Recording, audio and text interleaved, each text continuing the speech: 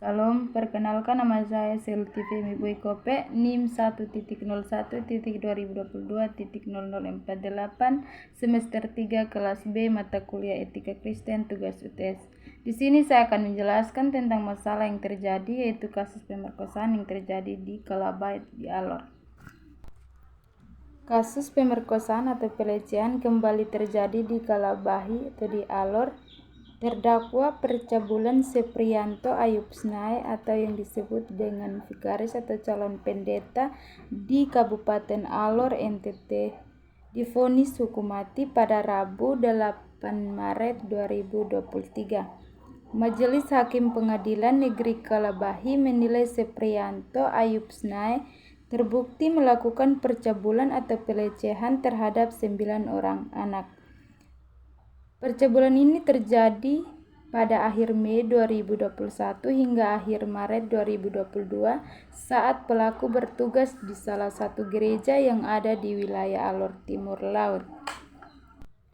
Awalnya, pelaku kenal dengan para korban yang tercatat sebagai anak sekolah minggu di gereja tersebut. Karena sudah saling kenal, Seprianto Ayub Snai mengajak para korban untuk datang ke kompleks gereja dan bersetubuh dengan para korban secara bergantian atau berulang kali.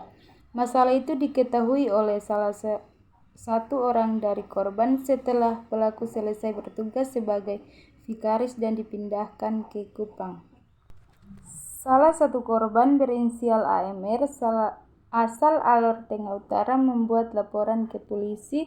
Akhirnya tersangka Seprianto Ayub Snai sangat kooperatif saat diperiksa oleh penyidik dan dia juga mengakui semua perbuatannya terhadap para korban, orang tua dan keluarga korban serta sinode Gemit pada tanggal 6 September 2022. Karena pidana mati sehingga tidak ada yang meringankan terdakwa. Yang kedua, cara pandang Alkitab, undang-undang dan norma-norma dari kasus pemerkosaan. Yang pertama, cara pandang Alkitab dari kasus pemerkosaan atau pelecehan. Kita dapat baca dalam Efesus pasal 5 ayat 3, yang kedua Roma 13 ayat 13, dan yang ketiga pertama Korintus 6 ayat 18 sampai 20. Yang berikut cara pandang undang-undang dari kasus pemerkosaan yang berlaku dalam penanggulangan kasus pemerkosaan.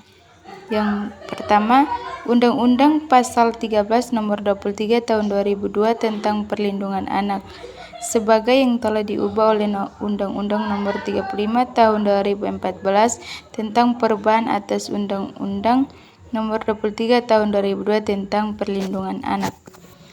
Penjelasan Pasal 4 atas Undang-Undang Republik Indonesia Nomor 44 Tahun 2008 tentang pornografi. Norma-norma yang berlaku dalam kasus pemerkosaan.